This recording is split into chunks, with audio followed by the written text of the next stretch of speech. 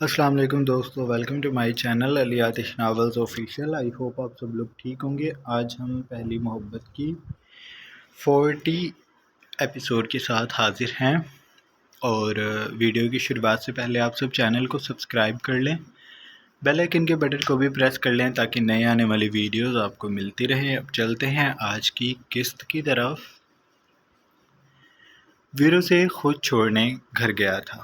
Guards کی گاڑی کے سنگ جب ویر کی گاڑی ایمانے کے گھر کے سامنے رکی تو بوسیدہ مکانوں کے مٹیالی رنگت کے دروازے اور پھر ان سے آگے لگے پردے دھیرے سے سرکے اور کچھ گردنیں باہر کو جھانکنے لگیں۔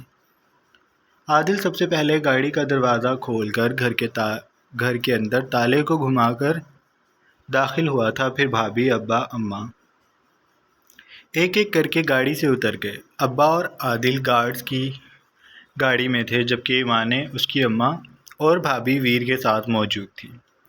ویر اور ایمانے بھی گاڑی سے باہر آ گئے تھے۔ ویر نے بھویں سکیڑ کر گلی کے سارے دروازے کو دیکھا۔ یار، ان لوگوں کو اور کوئی کام نہیں ہے، ذرا سی گاڑی کی آواز سنتے ہیں اور باہر آ جاتے ہیں۔ ایمانے نے بھی جب چہار جانب دیکھا تو گہرا سانس بھر کر بولی، یہی ہوتا ہے گلیوں والوں کے مسائل زیادہ اور وسائل کم ہوتے ہیں۔ یہ جتنی توجہ ساتھ والوں پہ دیتے ہیں اتنی اپنے گھر پہ دیں تو محلوں کو ڈیفنس بننے میں وقت نہیں لگے۔ لیکن خیر، اس نے ویر کو دیکھا۔ اب تم جاؤ۔ ویر نے اس کا ہاتھ پکڑنا چاہا تو ایمانے پیچھے ہو گئی۔ ویر نے اسے ناراضی سے دیکھا۔ رخصتی کے بعد ابھی نہیں ویر نے تھکا ہوا سانس لیا۔ رخصتی کے بعد میں نے ایک ہتھکڑی لینی ہے اور تمہارے اور اپنے ہاتھ میں ڈال کر پھرتا رہوں گا۔ تم بچ کے دکھانا تب، ابھی تو تم میری جان کی دشمن بنی ہوئی ہو، بعد میں سارے بدلے لوں گا۔ ایمانے اس کے جل جانے پہ ہنسی دبا کر بولی، بعد کی بات میں دیکھیں گے، ابھی جناب ذرا آپ اپنے گھر جائیں، میں نے سونا ہے۔ ویر نے سر ہلایا، پھر گویا ہوا، کوئی بھی مسئلہ ہو مجھے بتانا اور بتا دینا، یہ نہ ہو کہ اب بھی ڈر جاؤ۔ اب تمہارے سر پہ تمہارا پیارا پیارا سا سائی ہے جو تمہیں کچھ بھی نہیں ہونے دے گا۔ اس کی آنکھوں میں شرارت تھی۔ ایمانے ویر کی بات پہ شرما سی گئی۔ اب سائیں صاحب آپ جائیں نا، یہ نہ ہو کہ بھائی اندر سے کنڈی لگائیں اور ہم تینوں باہر ہی کھڑی رہ جائیں۔ ویر نے اس کی بات پہ چونک کر دیکھا تو اماں اور بھابھی دروازے کی جانب رک کر کے کھڑی تھی۔ ان کی پشت ایمانے اور ویر کی طرف تھی۔ تمہارے گھر میں سبھی اچھے ہیں، بس یار یہ بھائی کو بدلوا لو تو سکون ہو جائے۔ ایمانے نے اسے آنکھیں دکھائی تو ویر کا منہ اتر گیا۔ تم اتنی محبت مجھ سے نہیں کرتی۔ ایمانے لب بھیج کر مسکرائے۔ نہیں ویر، محبت کے درجے ہوتے ہیں، میں تم سے جو محبت کرتی ہوں اس میں کوئی شریک نہیں۔ بھائی میرے بھائی ہیں، ان کی محبت کا درجہ الگ ہے۔ اماں کی محبت، ابا کی، سب کے اپنے مقام ہیں۔ کسی ایک کی محبت دوسرے کی محبت پہ غالب نہیں آتی۔ مجھے سب سے محبت ہے اور مجھے بس تم سے۔ ویر نے سینے پہ ہاتھ باندھ لیا اور ایمانے کو جاتے ہوئے دیکھنے لگا۔ وہ جب اپنے گھر کے اندر چلی گئی تو ویر پلٹا تھا۔ رات گہری ہو رہی تھی۔ جب وہ گاڑی میں بیٹھا تو گھنگور بادل جو صبح سے آسمان پہ چھائے ہوئے تھے وہ ٹپ ٹپ برسنے لگے۔ اس نے گاڑی کا شیشہ نیچے کر لیا تھا۔ موسم خوشگوار ہو گیا تھا۔ بادل رم جھم کرتے پورے شہر کو نم کر رہے تھے۔ ویر مٹی کی گیلی خوشبو کو گہرے سانس بھرتا گھر جا رہا تھا۔ جب وہ گھر آیا تو اس کے ڈیڈ اور ممی لاؤنج میں ہی تھے۔ اس نے آ کر لاڈ سے اپنے ڈیڈ کے گلے میں بازو ڈالے۔ بابا جانی۔ اسرار صاحب کے چہرے پہ کوئی تاثر نہ آیا، البتہ جبیں مسکان دبا کر ان دونوں کو دیکھتی رہی تھی۔ آپ ناراض ہیں مجھ سے؟ اس نے اپنے ڈیڈ کا رخ اپنی جانب کیا۔ ظاہر سی بات ہے، تم نے مجھے کم تنگ کیا ہے، یہ خود کو نقصان پہنچا کر ہمیں دھمکیاں دینا چھوڑ دو، مجھے بالکل فرق نہیں پڑتا، سمجھے تم؟ ویر نے بھویں اچکا کر انہیں دیکھا۔ اسرار صاحب کا ناک پھولا ہوا تھا۔ سچ میں فرق نہیں پڑتا۔ وہ کھڑا ہو گیا۔ پھر میں جاؤں یہاں سے؟ وہیں رہوں جہاں رہ رہا تھا؟ وہ جیبوں میں ہاتھ ڈال کر، اس کا انداز بے نیاز تھا۔ اسرار صاحب کھڑے ہو گئے اور اپنے کمرے کی جانب بڑھ گئے۔ مجھے بالکل اچھا نہیں لگے گا کہ ایک شادی شدہ مرد پہ ہاتھ اٹھاؤں۔ جو کام میں نے کبھی نہیں کیا مجھے اب کرنے پہ مجبور نہ کرو۔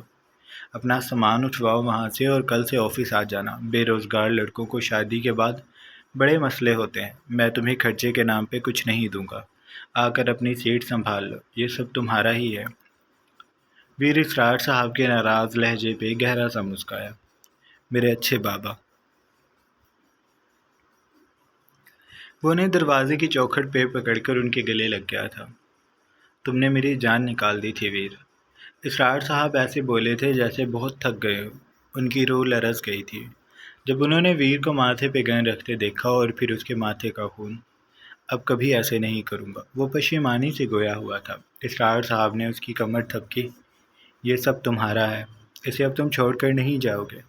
میں کچھ بھی کہوں لیکن یہ سب حقیقت نہیں بدل سکتی کہ تم اسرار جعفر کے بیٹے ہو اور اس ساری میراث کے وارث۔ انہوں نے ویر کو اپنے سامنے کیا، اس کے گال اور اس کے ماتھے پہ پیار کر کے کمرے میں چلے گئے۔ ان کی جان بسی تھی اس نکمی اولاد میں۔ وہ اظہار کرنے میں بے حد برے تھے، لیکن ویر جانتا تھا ان کی محبت بے لوث ہے۔ لاؤنج میں سرد پر اسرار ٹھنڈک پھیلی تھی، باہر برستی بارش نے موسم کو بدل کر رکھ دیا تھا۔ لاؤنج کی کھڑکیوں کے شیشوں پہ پانی کے قطرے گرتے اور پھسل جاتے۔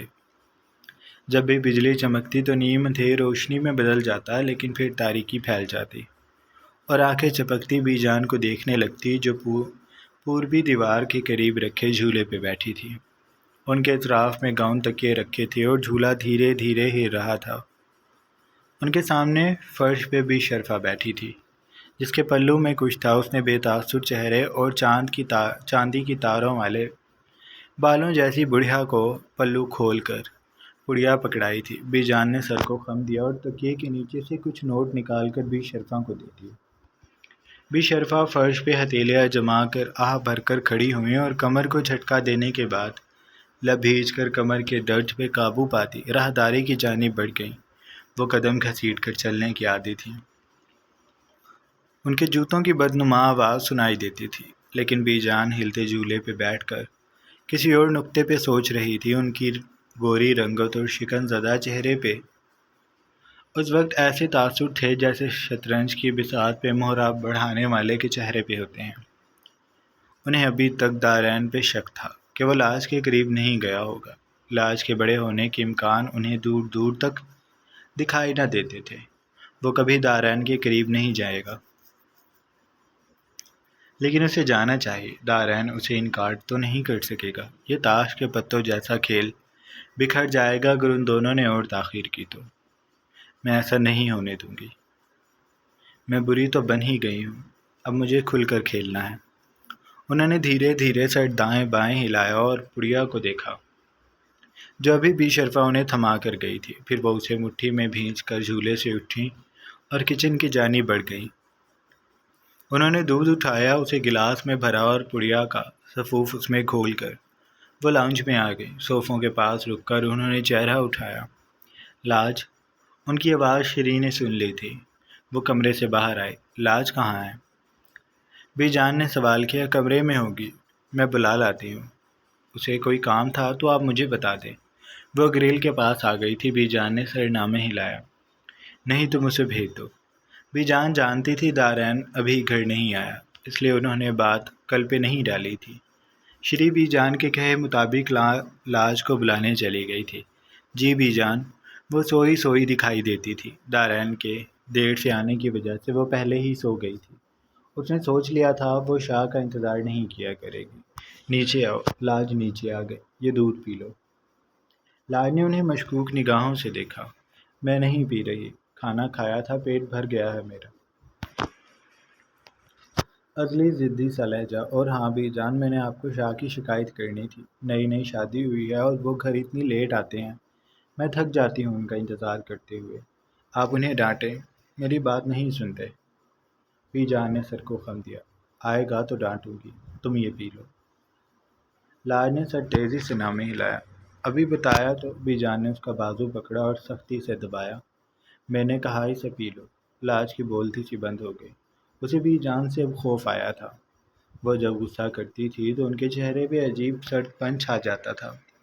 لاج کو اس وقت ان سے بہت خوف آتا تھا۔ مجھے درد ہو رہا ہے بی جان۔ وہ روحان سی ہو گئی۔ بی جان کے تاثر نہ بدلے۔ اسے پیو پہلے۔ وہ ایک ہی بات پہ مصر تھی۔ لاج نے جلدی سے دودھ کا گلاس لیا اور لبن سے لگا لیا۔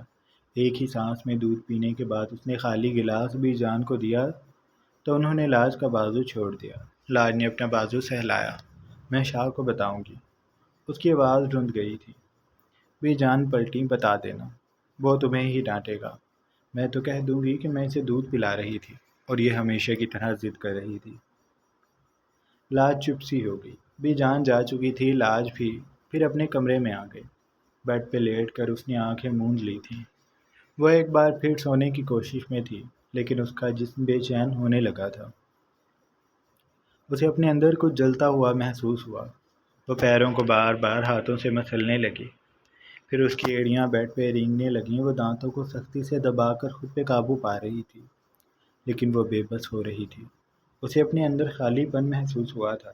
یہ پہلی بار تھا جب وہ یوں بے چین ہو رہی تھی، اور اس کے سردی میں بھی پسینے چھوٹ گئے تھے۔ اس نے اپنا دوپٹہ ایک طرف کر دیا تھا، لیکن وہ ٹھیک نہیں ہو رہی تھی۔ شاہ جس وقت حویلی آیا سب سو چکے تھے۔ وہ جانتا تھا لاج بے حد ناراض ہوگی، اس لیے وہ اس کے لیے پہلے ہی چیز لے کر آیا تھا۔ جب اس نے آ کر کمرے کا دروازہ کھولا تو لاج بیڈ پہ آڑی ترچھی لیٹی تھی۔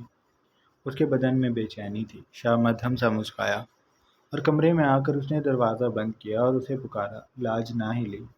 شاہ نے اپنا کوٹ اتارا اور اسے صوفے پہ رکھتا وہ بیڈ پہ ایک گھٹنا جما کر اس کی پشت کی جانب بیٹھ گیا۔ اس نے لاج کی کمر پہ انگلی سے اپنا نام لکھا۔ ناراض ہو؟ اس نے سوال کیا تو لاج نے کروٹ موڑ کر اسے دیکھا۔ شاہ ٹھٹکا۔ وہ رو رہی تھی۔ اس کی آنکھیں سرخ سرخ ہو رہی تھی۔ شاہ نے چیز کا شاپر ایک طرف رکھا اور لاج کو تھام کر بٹھایا۔ لاج؟ اس نے لاج کا ماتھا چھوا۔ وہ تپ رہی تھی۔ تمہیں تو بخار ہے۔ کب سے طبیعت خراب ہے؟ تم نے مجھے بتایا کیوں نہیں؟ گھر میں کسی اور کو بتا دیتی، شری کو۔ وہ متفکر سا بولتا اسے اپنے قریب کر چکا تھا۔ اس نے لاج کے بکھرے بال سمیٹے اور اس کے گالوں کو چوما تو لاج کی بے چینیوں میں اضافہ ہو گیا۔ شاہ؟ وہ اس کے سینے میں چہرہ شدت سے چھپا رہی تھی۔ ہلکی ہلکی اور سسکیاں بھرنے والی لڑکی بکھر رہی تھی۔ اس کا بدن مٹی کا ڈھیر بن گیا تھا۔ وہ سفال گر کو اپنا آپ تھما چکی تھی۔ اب وہ اس بھر بھری مٹی کا مالک تھا۔ اس کی آواز رندھی ہوئی سی تھی۔ شاہ نے اس کی پشت پہ ہاتھ پھیرا۔ جی جی شاہ کی جان بولو۔ وہ اسے اپنے سامنے کرنے لگا کہ لاج نے اس کے گرد بازو لپیٹ لیے۔ مجھے آپ سے دور نہیں جانا، مجھے پاس ہی رہنے دیں۔ وہ اس کی قربت میں بہتر محسوس کر رہی تھی، اور لاج خود اس وقت اس بات پہ حیران بھی تھی۔ میں تمہیں کب خود سے دور کر رہا ہوں؟ تم تو میرا بابو ہو۔ میں بس یہ کہہ رہا تھا کہ دوائی لینے چلتے ہیں، مجھے تم ٹھیک نہیں لگ رہی۔ وہ اس کی حالت نہیں سمجھ پا رہا تھا۔ لاج ہسکیاں بھر رہی تھی اور شاہ کو اس کا تپتا وجود پریشان کر رہا تھا۔ وہ اس کا بار بار ماتھا چوم رہا تھا۔ جب بھی اس کے لبوں کا لمس لاج کے وجود سے ٹکراتا تو وہ آنکھیں موند لیتی تھی۔ اس کی ذات سے ایسے دھوئیں اٹھتے تھے جیسے سلگتی لکڑی پہ پانی کے چھینٹے گرنے سے اٹھتے ہیں۔ اس کا حصار شاہ کے گرد بے حد سخت تھا۔ مجھے آپ کی اور قریب آنا ہے۔ اس نے شدت سے رونا شروع کر دیا تھا۔ شاہ چونکا تھا۔ اس نے لاج کو کاندھوں سے تھاما اور اس کا آنسوں سے تر چہرہ دیکھا۔ مجھے ٹھیک سے بتاؤ کیا ہو رہا ہے تمہیں؟ لاج نے چہرہ پھر جھکا لیا، اور پھر وہ شاہ کی شرٹ کے بٹن اپنے لرزتے ہاتھوں سے کھولنے لگی۔ آخری کے کچھ بٹن وہ نہ کھول سکی۔ اس نے ایسے ہی شاہ کے سینے سے لگنا چاہا تو وہ بٹن ٹوٹ گئے۔ شاہ اس کے انداز پہ حیران تھا۔ مجھے سکون چاہیے، میری طبیعت خراب ہو رہی ہے، مجھے آپ کے قریب آنا ہے، مجھے پیار کریں شاہ۔ وہ اس کے سینے پہ لبوں کو شدت سے مس کرتی تڑپ رہی تھی۔ شاہ کو وہ ٹھیک نہیں لگ رہی تھی۔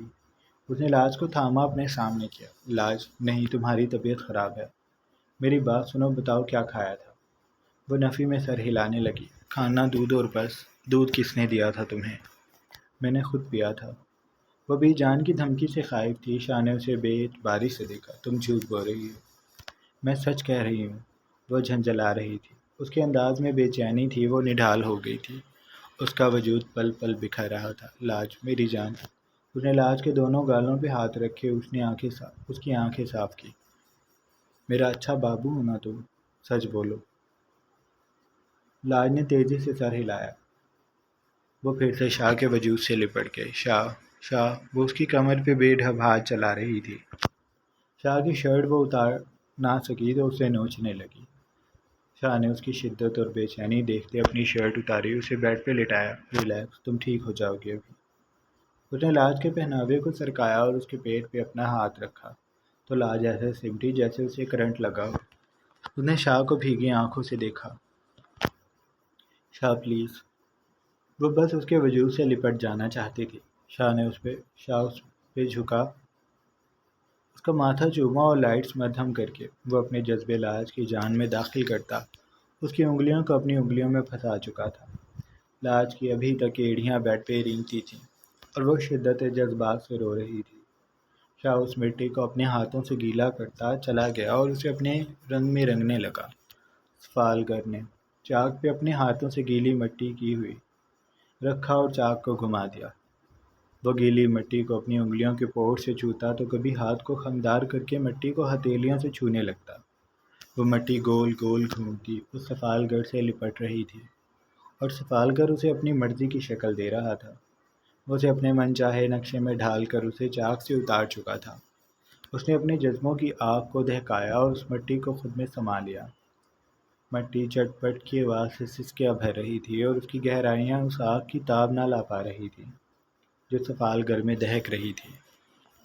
مٹی سرخ پڑتی چٹک گئی تھی اور سفالگر اس پہ چھا گیا۔ اس کا سارا خون اس کے چہرے پہ آ گیا تھا۔ سینہ اور چہرہ آگ کی حدت سے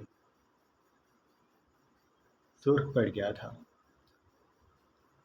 مٹی کے چٹکنے میں تیزی آ گئی تھی، وہ کلبلا رہی تھی اور سفالگر جل رہا تھا۔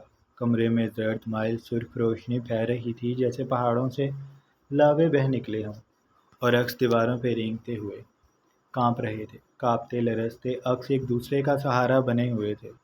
وہ ایک دوسرے کو چھوڑنا نہیں چاہتے تھے، لیکن آگ کی رنگت گہری ہو رہی تھی اور مٹی پک چکی تھی۔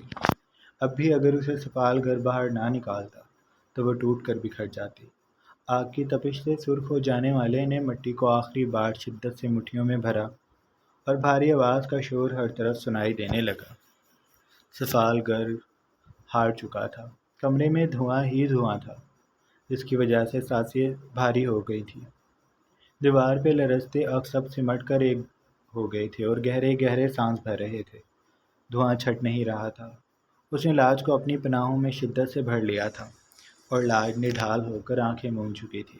شاہ کے دماغ میں لاج کی بے چینی کو لے کر سوال تھے اور وہ ان پہ سوچنا بھی چاہتا تھا، لیکن وہ سوال سمندر میں ڈوبتے کسی شخص کی طرح ہاتھ پاؤں تو مار رہے تھے، لیکن نیند کی لہر انہیں اپنے اندر سمو کر چھپا چکی تھی۔ شاہ زیادہ دیر تک کچھ بھی نہ سوچ سکا۔ وہ آنکھیں موند چکا تھا۔ اس کے پہلو میں موجود لڑکی دھیرے دھیرے سسکیاں بھر رہی تھی، لیکن اس کا جسم ٹھنڈا پڑ چکا تھا۔ پسینے میں ڈوبے لاج اب پرسکون تھی۔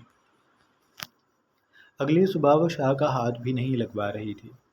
شاہ اسے زبردستی اپنے سینے سے چمٹا کر لیٹا ہوا تھا اور وہ روئی جا رہی تھی۔ لاج وہ اس کی کمر سہلا رہا تھا۔ لاج کے رونے میں ہلکی پل پل شدت آ رہی تھی۔ لاج وہ اب کی بار بولا تو اس کی آواز تھوڑی سی اونچی تھی۔ میری بات سنو۔ شاہ نے اس کا چہرہ سامنے کرنے کی کوشش کی، لیکن وہ پھر سے اسی مقام پہ چلی گئی۔ کیوں اتنا رو رہی ہو؟ طبیعت خراب ہو جائے گی۔ لاج اس کی مان ہی نہیں رہی تھی۔